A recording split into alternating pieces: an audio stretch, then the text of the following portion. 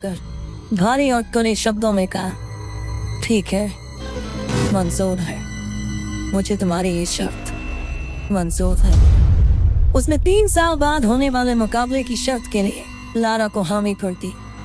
ध्रुव के इतना कहते ही लारा ने एक आखिरी बार उसे घूर कर देखा और फिर अपने बॉडीगार्ड्स के साथ शौर्य महल से बाहर जाने लगा। लारा भी हॉल की बड़े से दरवाजे तक पहुंची ही थी कि उसके कानों में एक लड़की की चेतावनी देती हुई आवाज पड़ी, रुक जाओ लारा।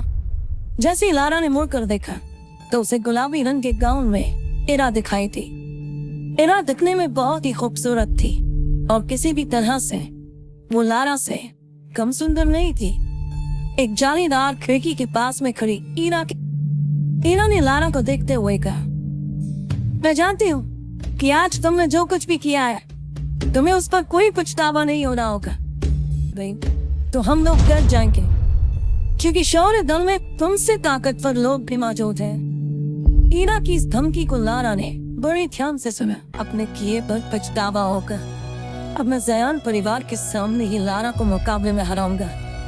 अरेंद्र अपने बेटे ध्रुव को बेबाकी के साथ बात कर, लेकिन वो बिना कुछ कहे वहां से चली गई। दूसरी तरफ सभी के जाने के बाद ध्रुव ने अपने पिता अरेंद्र से पूरे भरोसे के साथ कहा, बाबा, मैं आपसे वादा करता हूँ कि आज से ठीक 3 साल बाद लारा जयान और उसके पूरे खानदान को अपने देख खुश हो रहे थे, क्योंकि पिछले 3 सालों से वो ज्यादातर चुपचाप ही रहता था। मगर आज उसकी मंगीतर ने यहाँ आकर जो कुछ भी किया उससे उसके अंदर का वही ध्रुव जाग गया जो 3 सालों से सोया हुआ था, लेकिन सच्चाई से मुंह भी नहीं फेरा जा सकता था। और इस वक्त सबसे बड़ी सच्चाई ये थी कि ध्रुव अपनी शक्तियों के 3रे सितारे पर ही था, जबकि लारा की शक्तियां 9वें सितारे तक पहुंच चुकी थी। इधर शौर्य महल से बाहर निकलकर ध्रुव अभी भी लारा के बारे में सोच रहा था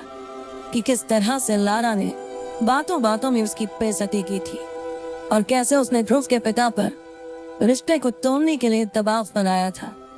इन बातों के बारे में सोचते हुए ध्रुव तेजी से अपनी माँ की ग्रेवयार्ड की तरफ जाने के लिए अपने कदमों को बढ़ा रहा था। ध्रुव को इस तरह से गहरी सोच में आगे बढ़ता देखकर उसकी दोस्त इरा भी उसका पीछा करते हुए बाहर आ गए ताकि वो उसका हौसला बढ़ा सके। लेकिन ध्रुव ने इरा को अपना पीछा करते हुए देखकर कहा, मैं चाहता हूँ कि मुझे कुछ देर के लिए अकेला छोड़ दो। अपने सबसे अच्छे दोस्त से इतना सुनने के बाद इरा ने ध्रुव को कुछ देर के लिए अकेले ही रहने दिया। कुछ ही देर में ध्रुव शक्ति स्तंभ को देखते हुए अपनी माँ की समाधि स्थल पर पहुंच गया। वो अपनी माँ की समाधि पर गिरे पेड़ के पत्तों और धूल को साफ करने लगा। उसके बाद अपनी माँ को याद करते हुए ध्रुव बातें करने लगा, ऐसा क्यों हो रहा है मेरे साथ? मेरी शक्तियाँ आखिर क्यों नहीं बढ़ रही है? इस तरह तो मैं 3 साल के बाद भी लारा से मुकाबला नहीं कर पाऊंगा, और अगर कर भी लिया तो है के सामने शर्मिंदा होना पड़ेगा। अपनी माँ से बातें करते करते ध्रुव का गला सूख चुका था। उसने अपने आप को संभाला और कहा, तो माँ, मुझे ऐसा लगता है कि जब मैं आपकी दुनिया में आऊंगा तो आपको अपना चेहरा कैसे दिखाऊंगा, क्योंकि मैंने ऐसा तो कोई काम किया ही नहीं जिससे मैं आपका नाम रोशन कर सकूं। क्यों माँ, आखिर मेरी शक्तियाँ क्यों नहीं बढ़ रही है? ये कहते हुए ध्रुव ने अपनी मुट्ठी बंद की और जमीन पर जोर जोर से अपना हाथ पीटने लगा। वो लगातार जमीन पर अपना हाथ मार रहा था। कुछ देर बाद थक कर उसने कहा, अब तो कोई चमत्कार, कोई करिश्मा ही मुझे मेरी शक्तियाँ वापस दिला सकता है। तभी उसके कानों में एक आवाज गूंजी, ध्रुव, क्या तुम मुझे सुन पा रहे हो? अपना नाम सुनते ही ध्रुव ने इधर उधर देखा। ध्रुव हैरान हो गया क्योंकि इस वक्त उसकी माँ की समाधि पर उसके अलावा कोई भी नहीं था। तभी उसके कानों में दोबारा वही आवाज गूंजी, ध्रुव, ऐसा लगता है कि तुम किसी मुसीबत में हो और तुम्हें थोड़ी मदद की जरूरत है। इस बार इस आवाज को सुनकर ध्रुव अपनी जगह पर खड़ा हो गया और समाधि के चारों तरफ घूम कर देखने लगा, लेकिन उसे वहां कोई भी नजर नहीं आया। तभी एक बार फिर से उसकी कानों में वो आवाज सुनाई पड़ी, मुझे इधर उधर ढूंढना बंद करो ध्रुव, मैं तो तुम्हारी अंगूठी में हूँ। इतना सुनते ही उसने अपने सीधे हाथ की एक उंगली में काले पत्थर से बनी एक अंगूठी की तरफ देखा। ये अंगूठी ध्रुव को उसकी माँ का दिया हुआ आखिरी तोहफा था। देखते ही देखते अंगूठी पहने हुई थी, लेकिन तभी उसे अचानक एक जोर का झटका लगा जिससे वो जमीन पर जा गिरा। देखते ही देखते उसकी अंगूठी में से एक सफेद रंग का धुआं साय के रूप में बाहर निकला। फिर उस साय ने एक बूढ़े आदमी का रूप ले लिया। अपने सामने ये सब होता देखकर ध्रुव के ये पूछते ही उस बूढ़े आदमी का सफेद साया उसके चारों तरफ घूमने लगा। उसे देखने के लिए ध्रुव को बार बार इधर से उधर गोल गोल घूमना पड़ रहा था। कभी वो साया ध्रुव के सामने होता तो कभी पलक झपकते ही उसके पीछे चला जाता। ध्रुव ने हाँ बढ़ाते हुए दोबारा पूछा, कौन हो तुम? हाँ, तुम मेरी अंगूठी में क्या कर रहे थे? वो साया कुछ देर तक ध्रुव की चारों तरफ घूमने के बाद उसके सवालों का जवाब देने के लिए उसके सामने आकर एक जगह पर रुक गया। मैं कौन हूँ ये जानना तुम्हारे लिए जरूरी नहीं है, लेकिन हाँ, मैं तुम्हें किसी तरह की परेशानी नहीं होने दूंगा। इतना कहते हुए वो साया हंसने लगा और फिर उसमें अपनी बात को आगे बढ़ाते हुए कहा, मुझे तो तुम्हारा शुक्रिया अदा करना चाहिए। आखिर तुमने पिछले 3 सालों से मुझे अपनी अंगूठी में संभाल कर रखा और देखो आज मुझे नींद से जगा दिया। शुक्रिया ध्रुव, तुम्हारा बहुत बहुत शुक्रिया। तुम्हारे अंदर कुछ अलग ही बात है, मुझे अभी नहीं पता था। तो तुम पिछले 3 सालों से मेरी अंगूठी में छिपकर बैठे हो। तुम्हारी वजह से ही तो मेरी शक्तियां कम नहीं हो रही थी, क्योंकि जब से तुम मेरी अंगूठी में छिपकर बैठे हो तब से मेरी शक्तियां बढ़ नहीं रही है। ध्रुव की इस बात पर वो साया और ज्यादा हंसने लगा। उसे इस तरह से हंसता देखकर ध्रुव ने अपने गुस्से को बरकरार रखते हुए कहा, इसका मतलब मैं सही समझ रहा हूँ, तुम्हारी वजह से पिछले 3 सालों तक मुझे विसोडोरिया शहर के लोगों के सामने शर्मिंदा होना पड़ा। अभी भी वो साया हंस ही रहा था, जिस पर अब ध्रुव को बहुत ज्यादा गुस्सा आने लगा और उसके मासूम से दिखने वाले चेहरे पर अब खतरनाक हाव भाव दिखाई देने लगे। वो इस वक्त इतना गुस्से में था कि उसने अपनी माँ की दी हुई आखिरी निशानी की भी परवाह नहीं की। ध्रुव ने गुस्से में अपनी अंगूठी को निकाला और उसे दूर चट्टान की ओर फेंक दिया। ध्रुव को इतना परेशान होता देखकर उस साय ने कहा, सुनो ध्रुव, जो होना था वो हो चुका। अब इस तरह से तुम्हारे गुस्सा करने से कुछ भी नहीं होगा, लेकिन हाँ, अगर तुम मेरा साथ दोगे तो मैं तुम्हारे बहुत काम आ सकता हूँ। ये बात ध्रुव को कुछ समझ नहीं आई। उसने उस साय से पूछा, आखिर तुम क्या चाहते हो? ध्रुव के सवाल का जवाब देने के लिए वो साया फिर से उसके सामने एक जगह पर हवा में रुक गया और कहने लगा, ये हुई ना बात। मैं चाहता हूँ कि तुम मुझे फिर से अपनी अंगूठी में रहने की जगह दो, बदले में मैं तुम्हें। वो साया इसके आगे कुछ कहता उसके पहले ही ध्रुव ने कहा, नहीं नहीं, कभी नहीं, कभी भी नहीं। मैं ऐसी गलती अब दोबारा नहीं करने वाला। मैं अब भूल कर भी उस अंगूठी को दोबारा नहीं पहनूंगा। तब उस साय ने अपने हाथ में उस अंगूठी 9 तक पहुंचे।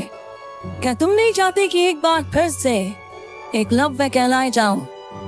उस साय की इस तरह की बातों ने ध्रुव की धड़कनों को तेज कर दिया और अब ध्रुव ना चाहते हुए भी उस साय की बातों को सुनना चाहता था।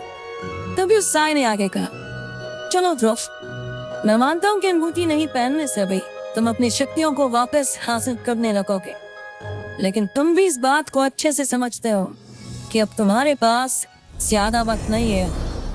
ध्रुव से ये बात करते हुए अब वो साया फिर से उसके चारों तरफ घूम रहा था। उसने ध्रुव से आगे कहा, ध्रुव, तुम 15 साल के हो चुके हो, मतलब कि तुम्हारे पास अब से सिर्फ 1 साल का समय है और 1 साल में तुम्हारी शक्ति 7वें सितारे तक नहीं पहुंची। तो उसने हैरानी के साथ पूछा, लेकिन तुम्हें इन सब के बारे में कैसे पता? मुझे ये कैसे पता, इसके बारे में सोचना छोड़ो और जो कह रहा हूँ उस पर ध्यान दो।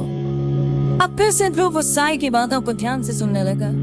उसने अपनी बातों को आगे बढ़ाते हुए कहा, और सबसे बड़ी बात, 3 साल बाद तुम्हें अपनी मंगेतर लारा का भी तो सामना करना है। लारा का नाम सुनते ही ध्रुव ने गुस्से में कहा, उसका तो नाम भी मेरे सामने मत लेना। ध्रुव को इस तरह से गुस्सा होते देखकर उस साय ने हंसते हुए कहा, "ओह, तुम्हारे इस तरह से गुस्सा करने से कुछ नहीं होने वाला।" इस बार ध्रुव ने आगे जाकर उस साय से पूछा, "तो क्या करूं मैं?" "तुम्हें वो करना चाहिए जो मैं कह रहा हूं। तुम इस अंगूठी को फिर से पहनकर मुझे अपनी जिंदगी में शामिल कर लो। फिर देखो, इस तरह से मैं तुम्हारी जिंदगी बदल दूंगा। मैं तुम्हें इतना शक्तिशाली बना दूंगा कि तुम अपने सामने आने वाली हर मुसीबत का सामना हिम्मत से कर पाओगे। और हाँ, डरो मत, इस बार मैं तुम्हारी शक्तियों को नहीं लूंगा। ये बात तुम्हें बाद में समझ आ जाएगी कि अब तक ऐसा क्यों किया मैंने। धीरे धीरे तुम्हें इसका कारण समझ आ जाएगा, लेकिन अब तुम्हें डरने की जरूरत नहीं।" ध्रुव को अपनी खोई हुई शक्तियों को वापस हासिल करने का इसके अलावा कोई और दूसरा रास्ता नजर नहीं आ रहा था। तब ध्रुव ने सपाट लहजे में कहा, "ठीक है, मैं तैयार हूँ।" ध्रुव के इतना कहते ही वो सफेद रंग का साया हंसते हुए उसके पास से बहुत तेजी से निकला। वो उसके चारों तरफ इर्द गिर्द घूमने लगा, जिससे ध्रुव का संतुलन बिगड़ गया और वो एक बार फिर से जमीन पर जाके। तब ध्रुव ने कहा, "अरे ये क्या कर रहे हो? मेरे सारे कपड़े खराब कर दिए।" जमीन से उठने के बाद ध्रुव ने उससे एक सवाल किया, "वैसे तुमने अभी तक मुझे अपना नाम नहीं बताया।" "मेरा नाम विदुर है, लेकिन तुम मुझे सिर्फ बहुत ही जल्द।" तभी अचानक ध्रुव ने विदुर से पूछा, "आचार्य, क्या आपको करिश्माई शरबत के बारे में कुछ पता है?" विदुर ने तुरंत जवाब देते हुए कहा, "मेरे हिसाब से वो दुनिया का सबसे वाहियात किस्म का शरबत है। मैं तुम्हारे लिए एक खास चीज बनाऊंगा, अमृत धारा। उससे तुम्हें बहुत मदद मिलने वाली है।" ध्रुव ने हैरान होते हुए पूछा, "क्या कहा? अमृत धारा? ये क्या? जड़ी बूटियां लिख कर दे रहा हूँ, इसका इंतजाम करो। जब अमृत धारा बन जाए तो तुम खुद ही देख लेना कि वो क्या चीज है। फिर तुम खुद ही बताना मुझे कि अमृत धारा बेहतर है या तुम्हारा वो करिश्माई शरबत।" इतना कहते हुए विदुर ने ध्रुव के हाथों में जड़ी बूटियों के नाम लिखकर एक 800 सोने के सिक्कों की जरूरत होगी, और मेरे पास तो इतने पैसे नहीं है। ध्रुव की इस बात पर विदुर ने सपाट लहजे में कहा, "ये कि मार्कस में क्या कीमत है तो तुम्हारे होश उड़ जाएंगे। कल तुम्हें समझ आएगा कि तुम्हारे हाथ कौन सा खजाना लगा है।" ये बात चल ही रही थी कि ध्रुव को ऐसा लगा कि कोई उनकी ओर आ रहा है। इस आहट को सुनकर विदुर ने जल्दबाजी में कहा, "मैं अंगूठी में वापस जा रहा हूँ, तुम इस अंगूठी को पहन लेना, और हाँ, किसी को भी मेरे बारे में मत बताना, समझे?" इतना कहते हुए विदुर ध्रुव की अंगूठी में जाकर गायब हो